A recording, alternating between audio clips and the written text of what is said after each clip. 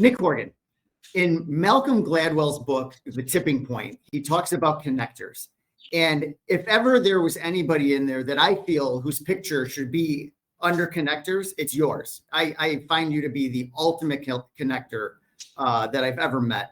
So on that note, what I wanted to know from you, being the ultimate connector, is what are the top 3 most consequential connections that you've ever made?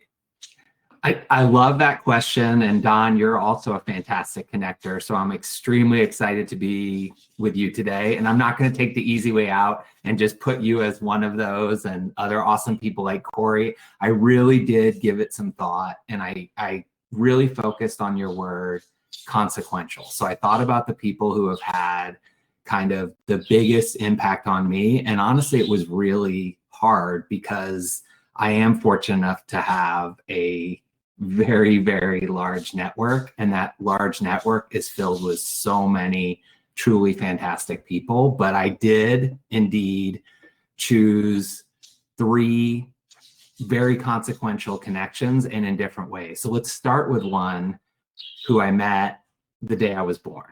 So my older brother, Lee Horgan, has been truly a shining example for me to look up to and follow. So a lot of the things that I've done, I followed the path that Lee had been on and then did it in a different way. So Lee and I are exceptionally close, but also exceptionally different. So when people meet both of us, they think, how are you guys possibly brothers? But I think we're both likable in that, but our personalities are almost diametrically opposite. Like they really are, just in the way that we approach things and do things. And I have massive, massive respect for him. So growing up, we did all the normal things, playing hockey, video games, everything else. But we also started relatively young with setting goals and achieving those goals. And it started with both of us really wanted a motorcycle. And my dad said, if you want a motorcycle, find a way to earn money and get one. So I was probably around 8 years old when that happened. And it took us 2 years to come up with $500, which $500 still is somewhat of a lot of money, but to an 8, then 10-year-old, like $500 is a huge amount of money. Then when we got to the $500, my mom was like, what are you talking about? They can't have a motorcycle. And I still remember my dad saying, it's their money. When it's their money, they can have whatever they want. So we went and got a Honda XR80, and it's still one of my best memories and had so much fun riding it. And Lee you could not ask for a better big brother. Like you really couldn't. And I still remember too, when I didn't know how to ride the motorcycle yet, he's literally out in the cul-de-sac with me, and he's running next to it with like a kid teaching another kid how to ride a bike, which obviously I knew how to ride a bike. And so that part though is, I think, set in me the ability to work hard for something you want, and then that reward and seeing that. So like that part, learning the work ethic, and then seeing what he was able to accomplish, where he started at Newmarket literally cutting the grass. That was his job in the early days. Then he became CEO of Amaze Hospitality. He was a sales leader for a long time, and he did it with skill, passion, and heart. And he just is truly an exceptional person, and someone that I've been fortunate enough to spend obviously a lot of time with as my brother. And we had worked very closely together for a really long time on large deals and together. And then he did move to Uniguest, which is a fantastic company. And that was hard for me in the sense because we had worked together for so long, but at least we're still in the same industry. And then we were fortunate enough to have him invest in Amaze Insights and join our board. So we still get to work together. So with that, it's obviously a consequential connection. And then that feeds into the other one I'd like to highlight is Ford Blakely. So I think you may know Ford Blakely. He was the founder of Zingle. So he did exceptionally well on that. But to me, he's been successful, and that part's important.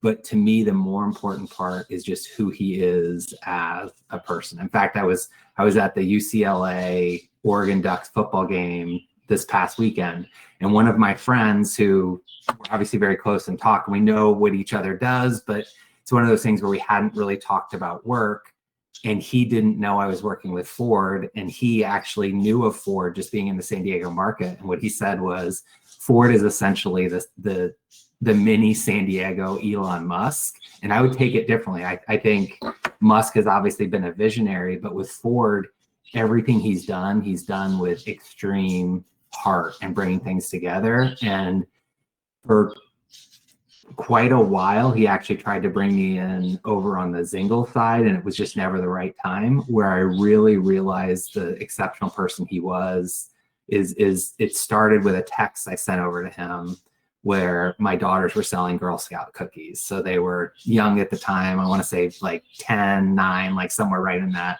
age range.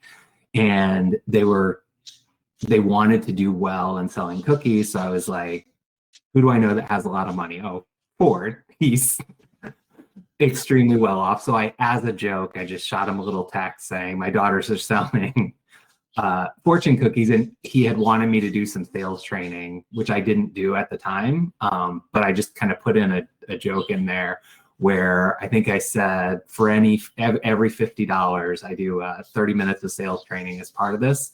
And he's like, perfect, I'll take $500 worth, which I took it as a joke, but Ford being who he is, it was not a joke. Like, he actually did spend $500 on Girl Scout cookies, and then he just gave them to all his employees. So he set them up on the desk, but that's not what was the trigger point for me.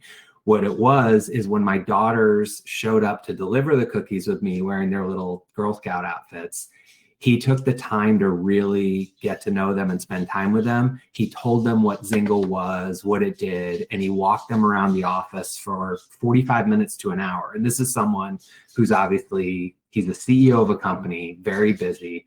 The fact that he took that real time and made my daughters feel special, it really spoke to me as to who he was as a person. So that to me was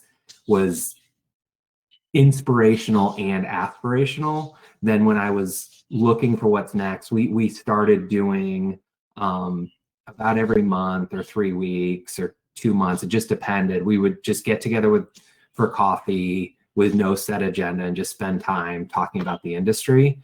When I was deciding what to do next, he was obviously one of the people I went to, and we really knew we wanted to do something together, and then met Jamie Job and Mike Kenny and formed what became Amaze Insights, where Mike and Jamie had done a fantastic job on the product and building it. It was called Amaze at the time. They really had, like, the product was fantastic, but really it wasn't yet a company ready to go and sell to the wider market. And with Ford's help and guidance and pulling the investment team together, which this was not quite 2 years ago, and it has certainly caught fire and made a huge impact. So when I look back and think who were the people that were extremely consequential, then Ford is right up there, and it's been truly a great experience. Now, the next one is actually a strange story when you think about the consequential people you meet. So 20 years ago, I went out for wings and I saw the most beautiful woman I had ever seen in my entire life. And I thought about her every single day since then. So when I look back on it, I think if I had just had the confidence to go up and talk to her, what may have been? And the next day you met your wife. No, I'm just kidding. No, that person was, of course, actually my wife. So I did have the confidence to go over and talk to her, and I could not be more lucky. So she is truly, truly exceptional. And I think the choice we make on that, it obviously has a massive impact on the way your life is going to be, and someone who supports you and your goals and who you can support. So she just literally this week took on a new big job as an SVP for communications and PR company. So she is exceptionally smart, kind, fantastic mother, and just someone who I still absolutely love being with.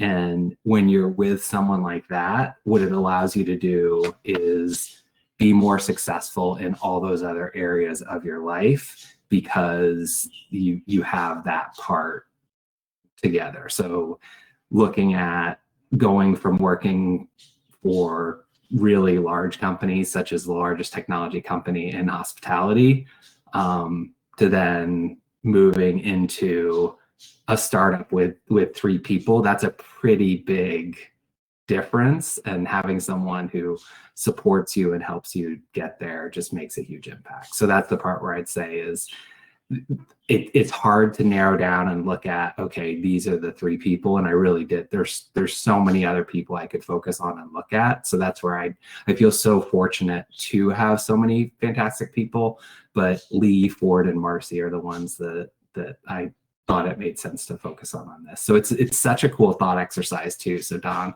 I really appreciate you doing this and bringing it together, because I think it is important to think about, like, who are those connections that have made a big impact. So, and I really appreciate you taking the time to, think about that. And like you said, it's kind of a deep question, so it does take some thought. So I appreciate you clearly put a lot of thought into it, and who really made an impact. And I had wrote down a couple notes as you were talking too, because for one, I wanted to tell you, I actually wrote down, I was like, I'm going to try to guess who Nick's people are. And I couldn't guess it. I couldn't guess the third one. I didn't get Lee, but I guessed Ford, and I guessed your wife.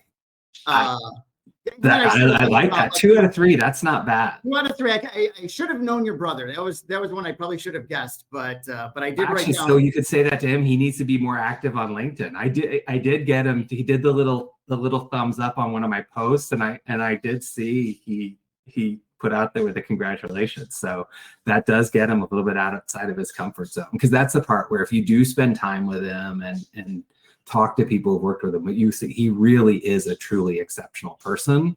But he also is of the school of thought as far as what you're putting out there. And when I first was leaning in with LinkedIn, he's like, "Why? I don't know why you would do that. Like, put that out there and talk about where these deals and someone else is going to be out there." And then I think when we talked about the fact that we generated something like $500,000 in revenue directly from leads that came in right from that, I think he is now a little bit more of a believer in, okay, I can see that it makes sense to do this and go through there. Awesome. Well, yeah, we'll convince him. Maybe, once a week, twice a week, ramp it up. We can work on him for sure. Yeah. But yeah, what a great story. And I was thinking of just how fortunate, first of all, it's fortunate to have a mentor at all, let alone to have one built in like you did with your brother. So, to learn early on, what type of a person he was, and that, you wanted to be around him because you look out for each other, and you wanted to see each other win. And I just think that's a wonderful story. And then I can truly relate with the story with your wife too, because I feel the same way.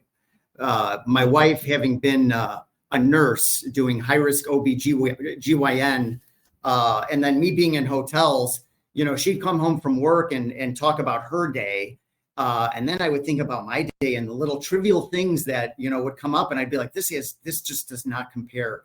And I love that perspective in the story. And she truly formed my, her perspective on how I come to work and how I approach work. And even if I'm having an off day, you put on that costume and you're on stage. And but there's really, I always approach it with that positive attitude, because she's doing things that are so much more consequential, and that my job should be Skittles and rainbows and unicorns all the time. So I try to always stay in a good mood at all times.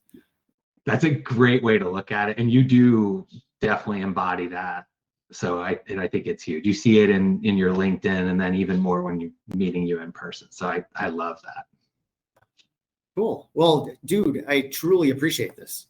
Thanks so much. Absolutely. Yeah. Always great to spend you're a time busy with you. man too, so I really appreciate it. Absolutely happy to be there. And thank you.